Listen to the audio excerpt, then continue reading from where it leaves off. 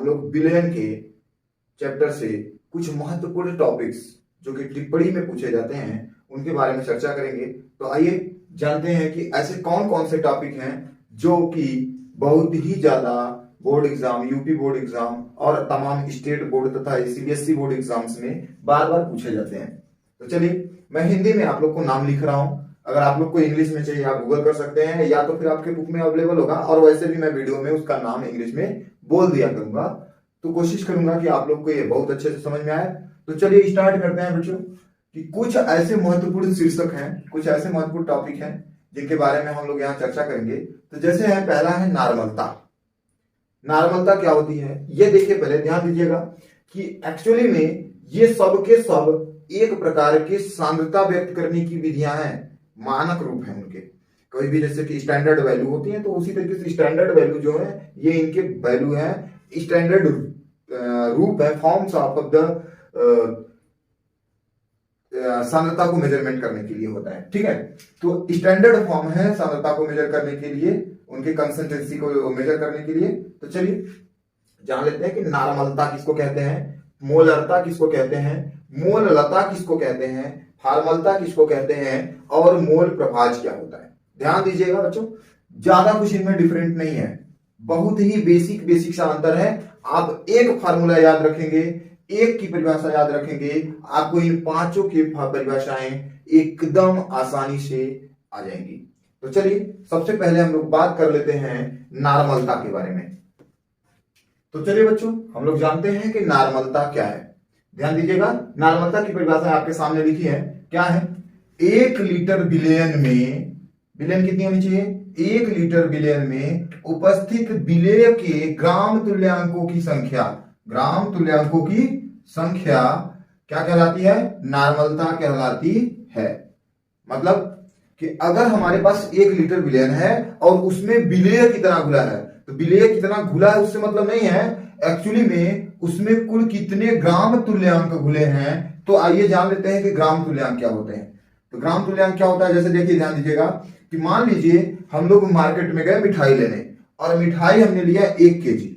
ध्यान दीजिएगा, हमने ले लिया गुलाब जामुन 1 केजी, और हम देखते हैं कि 1 केजी में 20 गुलाब जामुन चढ़े हैं, 20 पीस गुलाब जामुन जो है वो उसमें चढ़े हुए हैं, मिले हुए हैं हमको। तो देखते हैं, तो अगर आपसे पूछा जाए कि 2 केजी लेंगे तब कितना मिलेगा, तो सीधे सीधे आप कह सकते हैं सर अगर 1 केजी में 20 पीस है तो 2 केजी में 40 पीस होंगे ना।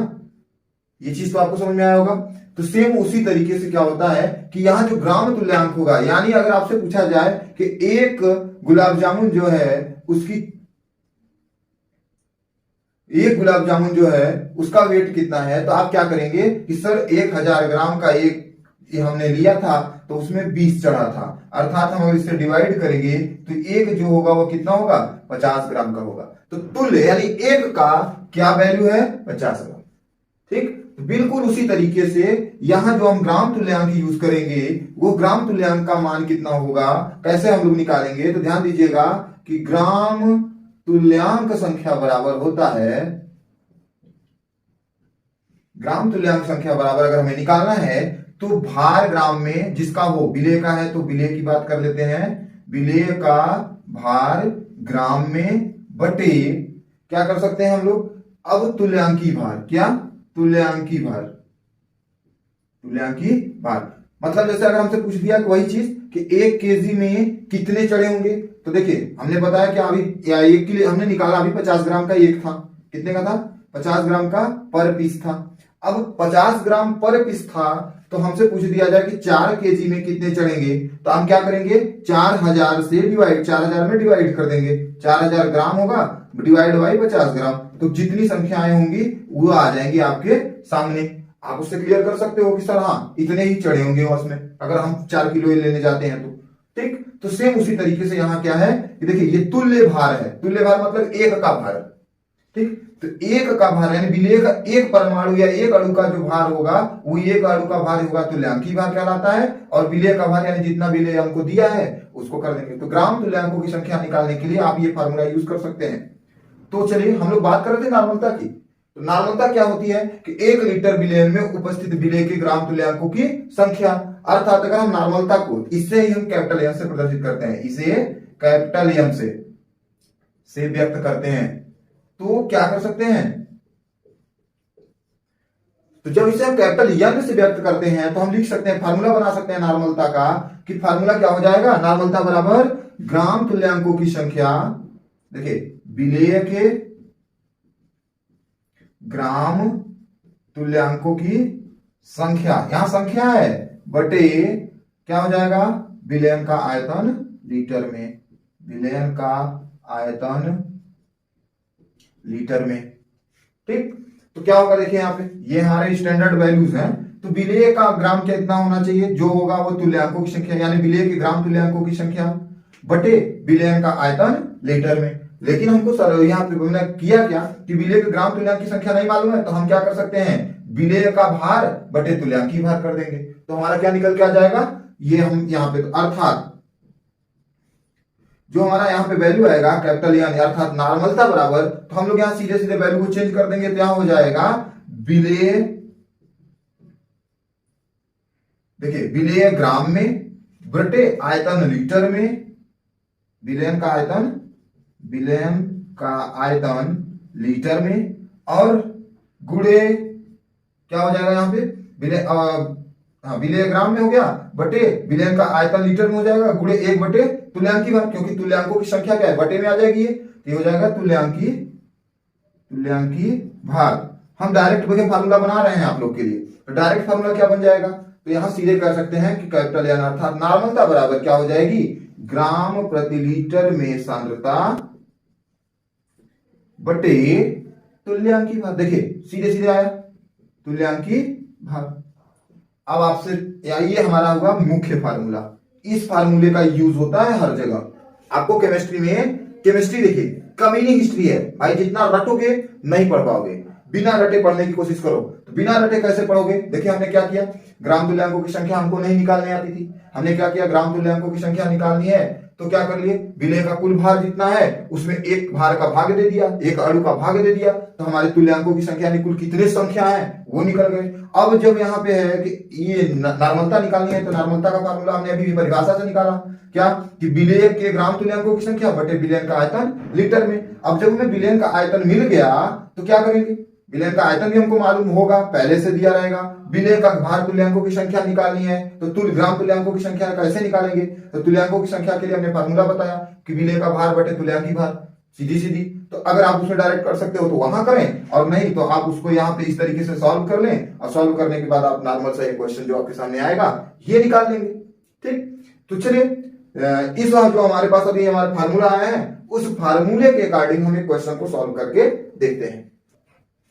तो चलिए अभी हम लोग यहाँ पे एक सॉल्व कर लेते हैं इस क्वेश्चन को। देखिए हमारे सामने एक नॉर्मलता का एक क्वेश्चन आया हुआ है, एकदम सिंपल सा क्वेश्चन है, बहुत ज्यादा टफ नहीं है, और इसी टाइप के क्वेश्चन अक्सर एग्जाम में पूछे जाते हैं। तो चलिए जानते हैं, देखिए दिया क्या है इसमें, 500 ml विलेन में H2SO4 का 4.9 ग्राम घुला है। ध्यान से पढ़िएगा, प्रश्न को एक बार और पढ़िए।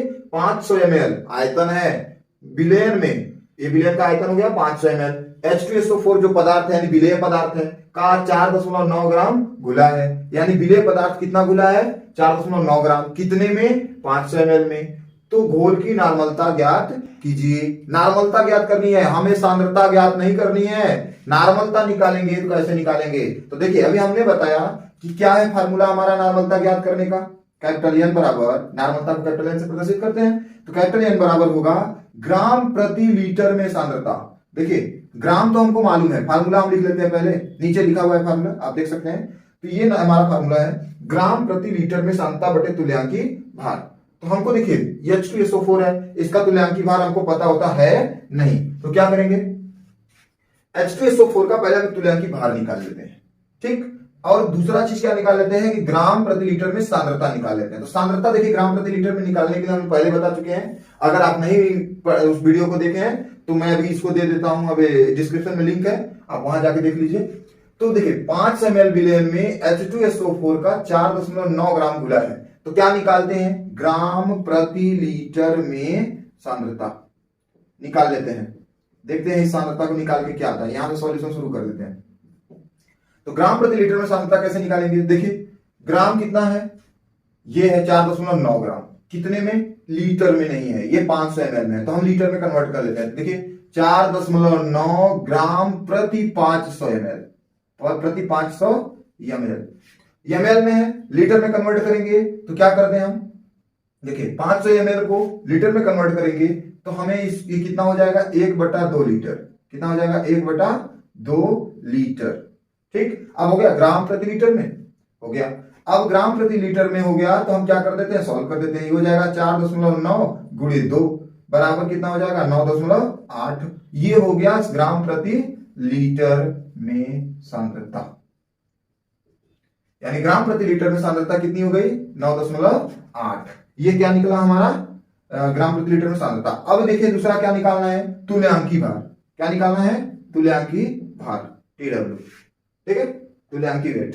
तो यहां क्या निकाल लेंगे? चलिए लिख देते हैं, हिंदी में पढ़ रहे हैं तो हिंदी में लिखें, अगर ना आप कंफ्यूज हो जाएंगे। तुल्यांकी भार। अब हमने बताया, देखिए तुल्यांकी भार निकालने का अगर आप डायरेक्ट फार्मूला जानना चाहते हैं तो ज्यादा कुछ नहीं होता है। तुल्यांकी भार बराबर होता है अणुभार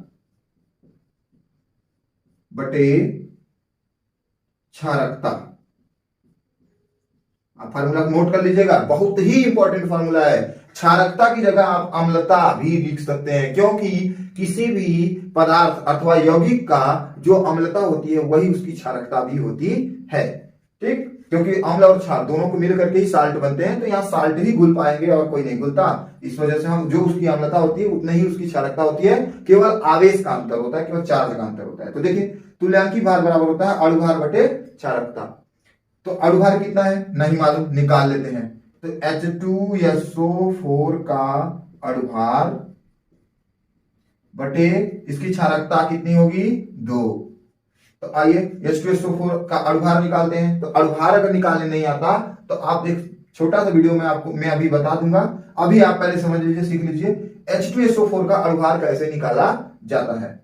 तो चलिए H2SO4 का अणुभार निकाल लेते हैं। देखिए हाइड्रोजन के 2 मॉलिक्यूल, सॉरी हाइड्रोजन के 2 एटम्स, 2 एटम में आप यहां देखिए कि कितने इसकी एटॉमिक मास कितना होता है? तो 2 है, लेकिन एटॉमिक मास होता है 1, तो 2 एकम 2 डायरेक्ट कर देते हैं। प्लस सल्फर है, सल्फर का कितना होता है? सल्फर का होता है 1 है यहाँ पे, और इसका परमाणु भार होता है 32, तो ये हो गया 32।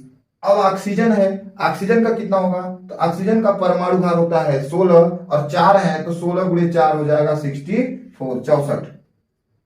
अब बटे 2, अब सॉल्व कर देंगे, दोनों को जोड़ेंगे तो कितना आएगा? 98/2 इज इक्वल टू ये आ जाएगा 49। कितना आ गया? 49। ये हमारा क्या निकल के आ गया? तुल्यांकी भार। ठीक है, इतना तुल्यांकी भार हो गया इसका 49, किसका? H2SO4 का।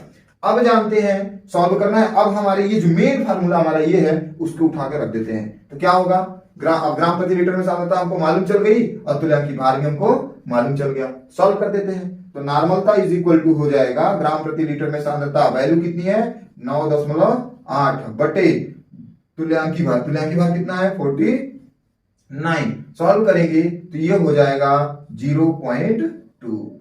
ये आपका क्या निकला? ये नॉर्मल। ये हमारा प्रश्न का उत्तर है।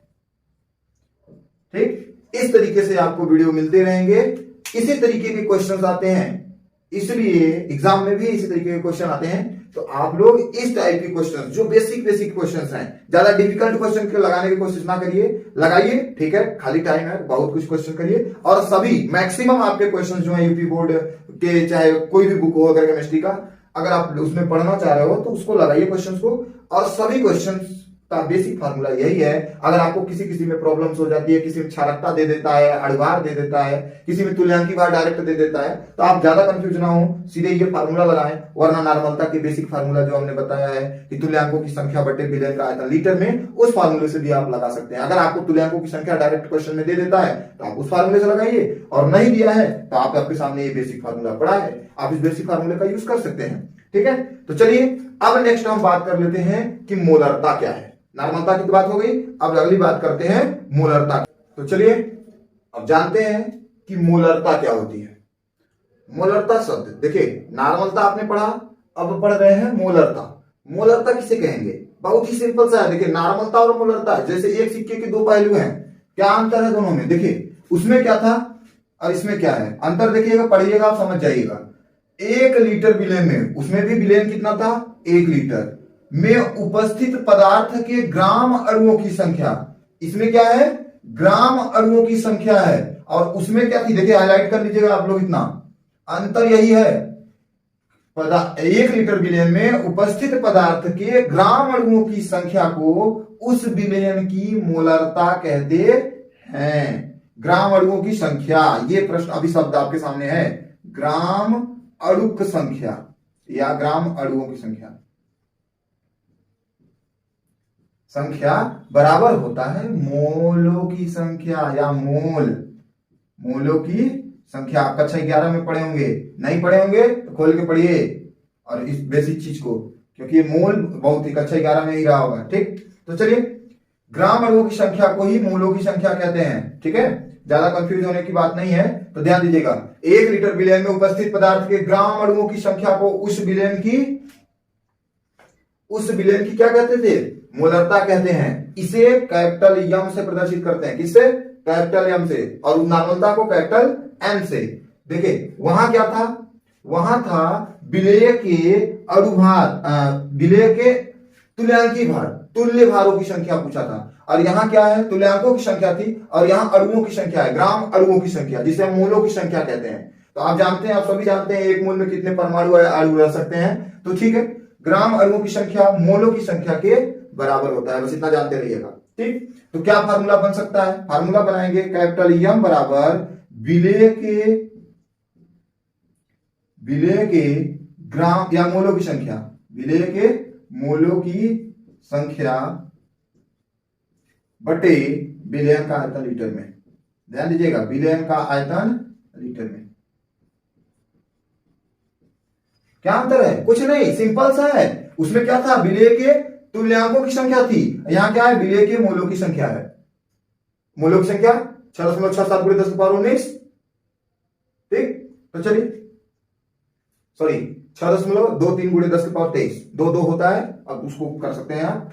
तो यहां हो जाएगा कैपिटल एन यानी मोलों की संख्या।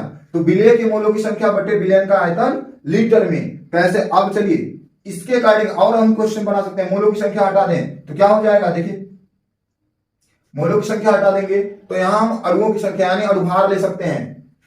क्या होगा? मोलों की संख्या, जितने मोलों की संख्या यन डिवाइड बाई अणुभार, तो कर दो। तो यहां हो जाएगा, देखिए यम विलेय के मोलों की संख्या मोलरता बराबर हो जाएगा ग्राम प्रति लीटर में सांद्रता।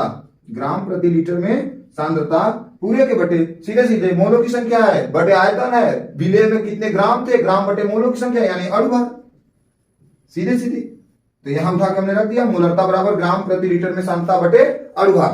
अंतर क्या है? बेसिक अंतर देखिए, नॉर्मलता बराबर ग्राम प्रति लीटर में सांद्रता बटे तुल्यांकी भार था, और यहां मोलरता बराबर क्या हो गया? ग्राम प्रति लीटर में सांद्रता बटे अणुभार। Basic formula, most important formula है। मोलरता आपसे पूछेगा सीधे, वहां तुल्यांकी भार था, यहाँ अणुभार है। अंतर समझ में आया?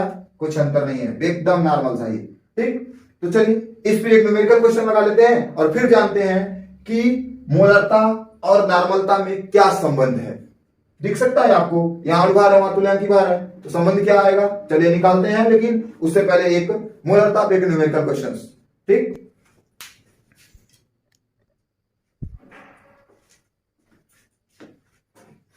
तो चलिए बच्चों, हमारे सामने मोलरता का एक क्वेश्चन अभी हमारे सामने उपस्थित है। देखिए बहुत ही सिंपल क्वेश्चन है। क्या है? 1.06 ग्राम Na2CO3 250 ml घोल में उपस्थित है। प्रश्न को थोड़ा सा मरोड़ा है, लेकिन ज्यादा अंतर नहीं है। देखिए क्या है? 1.06 ग्राम Na2CO3 सोडियम कार्बोनेट 250 ml घोल में उपस्थित है। घोल का आयतन कितना है? 250 ml। घोल की मोलरता ज्ञात कीजिए।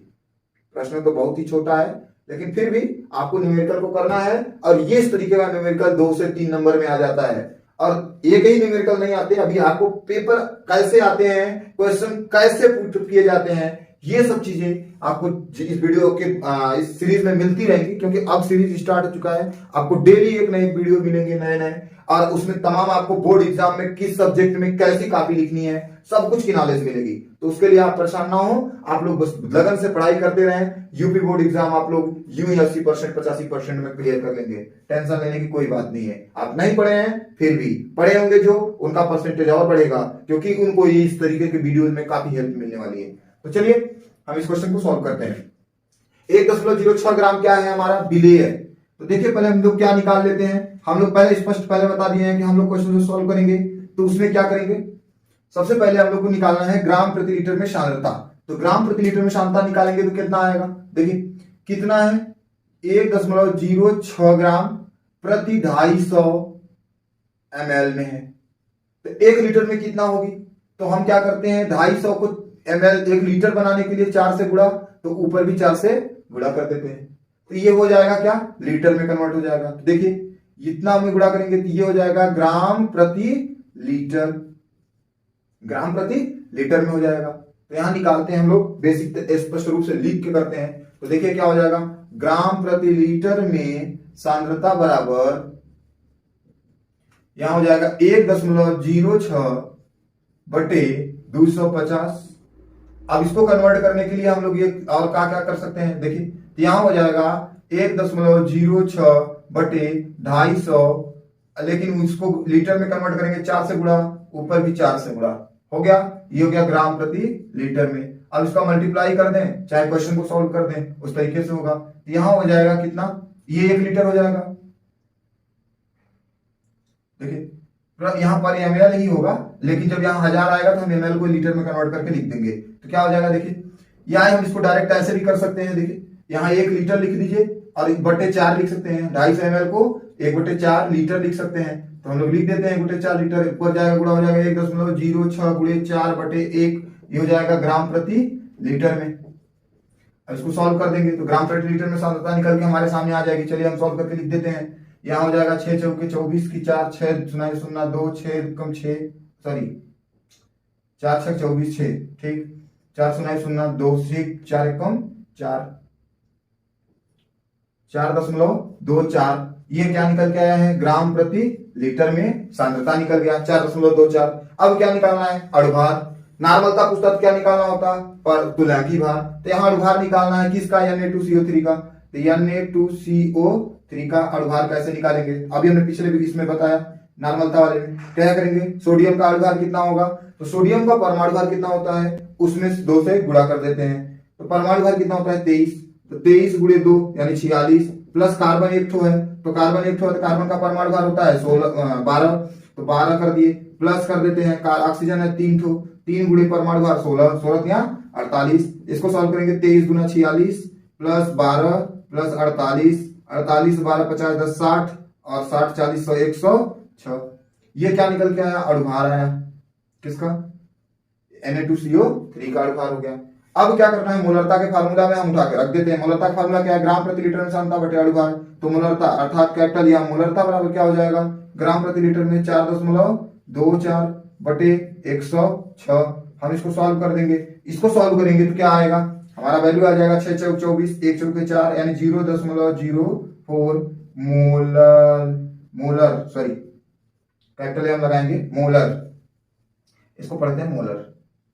तो इतना हुआ, ये हमारा क्या है, आंसर हो गया। क्वेश्चन को हम इस तरीके से सॉल्व कर सकते हैं। तो आप लोग क्वेश्चन ज्यादा कठिन नहीं है, देन नॉर्मल से क्वेश्चंस हैं। तो चलिए हमने अच्छे से जाना क्या होता है कि नॉर्मलता क्या होता है और मोलरता क्या होता है, उस पर हमने एक एक बेसिक क्वेश्चंस भी सॉल्व कर लिए। अब जान लेते हैं कि नॉर्मलता और मोलरता में संबंध है क्या है और कैसे ज्ञात करते हैं, और इस पे कौन से क्वेश्चंस आ सकते हैं। ठीक, तो चलिए नेक्स्ट अभी हम लोग चलिए बच्चों, तो अब हम लोग निकालते हैं नॉर्मलता और मोलरता में संबंध। हमने अलग अलग जाना नॉर्मलता क्या होती है, मोलरता क्या होती है, लेकिन अब इन दोनों के संबंध को निकालेंगे और इस पे आधारित एक क्वेश्चन है मेरे पास, उसको हम लोग सॉल्व करेंगे। ठीक, आपको जो भी क्वेश्चन हम सॉल्व करा रहे हैं बेटा, उसको जरूर से जरूर आप नोट्स में लिखिए, अपने कॉपी में लिखिए, और उसे उसी टाइप के क्वेश्चंस अंक को बदल करके, बाकी मेथड सेम होना चाहिए। आप क्वेश्चन को 2 4 10 क्वेश्चन को जरूर सॉल्व कर लीजिए ताकि आपको आने वाले बोर्ड एग्जाम में प्रॉब्लम्स क्रिएट ना हो। तो ठीक है, तो चलिए नॉर्मलता और मोलरता में क्या संबंध है। देखिए हम लोग कुछ नहीं जानते, सब सिंपल सिंपल सा पढ़े हमने कि नॉर्मलता नॉर्मलता बराबर होता है, देखिए दोनों का अलग अलग फार्मूला लिख लेते हैं। नॉर्मलता बराबर होता है ग्राम प्रति लीटर में सांद्रता बटे तुल्यांकी भार। क्या होता है? तुल्यांकी भार। और मोलरता बराबर क्या होता है? देखिए कैपिटल एम, मोलरता बराबर होता है ग्राम प्रति लीटर में सांद्रता बटे अणु भार। अब आप स्पष्ट निकाल सकते हैं, अगर आपसे पूछा जाए कि इन दोनों में क्या संबंध है तो क्या बताएंगे आप? ध्यान दीजिएगा, तुल्यांकी भार और अणु भार। किसको कहेंगे तुल्यांकी भार? हमने बताया गुलाब जामुन है, मान लो एक अणु है, अभी एक अणु का तुल्यांकी भार कितना? गुलाब जामुन। अणु भार कितना होगा? गुलाब जामुन का एक छोटा सा भाग, हिस्सा जिससे वो मिलकर बना हो, तो अणु भार वही होता है। तुल्यांकी भार मतलब तुल्य, एक छोटा सा हिस्सा। तो दोनों का निकालेंगे तो संबंध क्या आएगा? अगर हम निकालेंगे तो यह हो जाएगा नॉर्मलता बटे मोलरता बराबर, देखिए दोनों को हम भाग देंगे, अगर दोनों में भाग दे देते हैं तो क्या आ जाएगा? अणु भार सॉरी तुल्यांकी भार बटे अणु भार, यही आएगा, बाकी कट जाएंगे। तुल्यांकी भार बटे अणु भार, क्लियर हुआ? अब तुल्यांकी भार बटे अणु भार में क्या है? तो देखो तुल्यों की संख्या जो होती है, तुल्य संख्या जो होती है अणु भार का n गुणा होता है, अर्थात इन दोनों में जो हम डिवाइड करेंगे तो इसे हम कैपिटल n से स्मॉल n से प्रदर्शित करते हैं, जहां n क्या है? अम्ल की क्षारीयता, या इसमें देखिए और भी हम इसको आगे सॉल्व कर सकते हैं। अभी देखिए क्या सॉल्व करते हैं। ये हुआ हमारे, इसके बराबर हम n क्यों लिखे हैं देखिए समझा देते हैं अभी आपको। या हम जानते हैं कि तुल्यांकी भार बराबर क्या होता है? देखिए तुल्यांकी भार बराबर तुल्यांकों की संख्या बटे अणु भार। हमने अभी बताया, यहां पे आगे भी बता रहे थे क्या? तुल्यांकी भार बराबर सॉरी तुल्यांकी भार बराबर हम लोग जानते हैं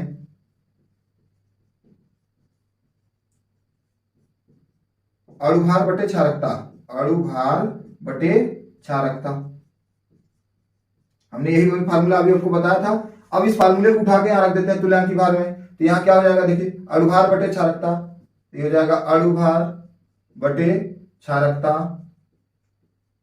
पूरे के बटे अणु भार। अब अणु भार से क्या हो गया? कट गया।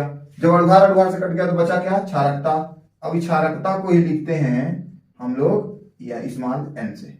ठीक है, तो आई होप कि आपको ये अच्छे से समझ में आया होगा कि हम लोग वहां स्मॉल n क्यों लिखे हैं। क्यों? क्योंकि तुल्यांकी भार बटे अणु भार बराबर, तुल्यांकी भार बराबर होता है, फार्मूला है अणु भार बटे क्षारकता, तो अणु भार बटे क्षारकता रख दिया, अणु भार कैंसिल, बचा क्या? क्षारकता। और उस क्षारकता को क्या कहते हैं हम लोग? स्मॉल n से प्रदर्शित करते हैं। ये क्या होता है? ये धन आवेश या ऋण आवेश की संख्या होती है, धन आवेशित कणों की या ऋण आवेशित कणों की संख्या होती है, जिसे हम लोग क्या कहते हैं? क्षारकता कहते हैं या अम्लीयता कहते हैं। ठीक, तो चलिए बच्चों आगे वाले वीडियो में हम लोग नेक्स्ट वीडियो में सीखेंगे मोलरता क्या है, सॉरी मोललता क्या है, फार्मलता क्या है और मोल प्रभाज क्या है। तब जब मिलते हैं अगले वीडियो में, तब तक के लिए जय हिंद।